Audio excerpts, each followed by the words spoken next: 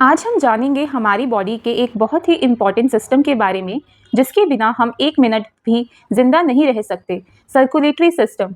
आखिर heart blood को पूरी बॉडी में कैसे पंप करता है, ब्लड वेसल्स का क्या रोल होता है और ब्लड में कौन कौन से कंपोनेंट्स होते हैं, चलिए सिंपल लैंग्वेज में समझते हैं।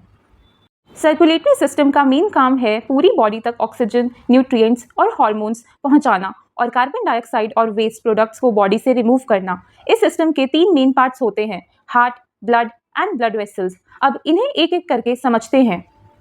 हार्ट हमारी बॉडी का मस्कुलर पंप है जो कंटिन्यूसली ब्लड को पूरी बॉडी में सर्कुलेट करता रहता है।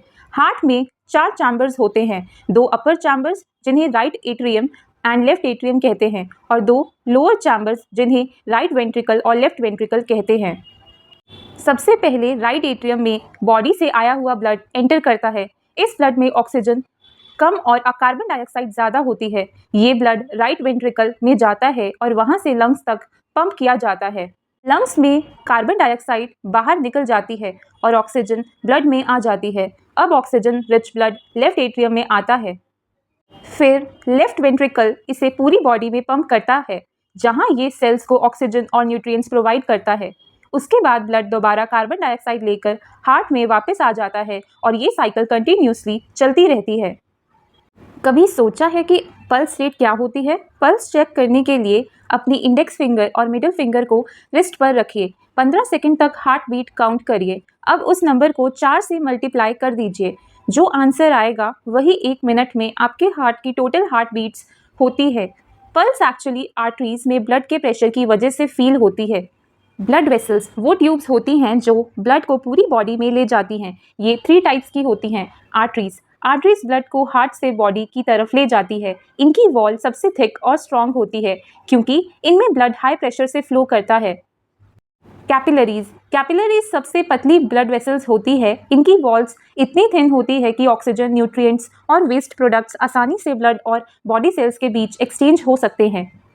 वेन्स ब्लड को बॉडी से वापस हार्ट की तरफ लेकर आती है। इनमें प्रेशर कम होता है। इनके अंदर स्पेशल वाल्व्स होते हैं जो ब्लड को सिर्फ एक ही डायरेक्शन में फ्लो करने देते हैं और ब्लड को पीछे जाने से रोकते हैं।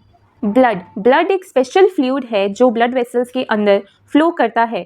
ब्लड के 4 कंपोनेंट्स होते हैं। रेड ब्लड सेल्स बॉडी के हर पार्ट तक ऑक्सीजन पहुंचाती है और कार्बन डाइऑक्साइड को लंग्स तक लेकर आती है।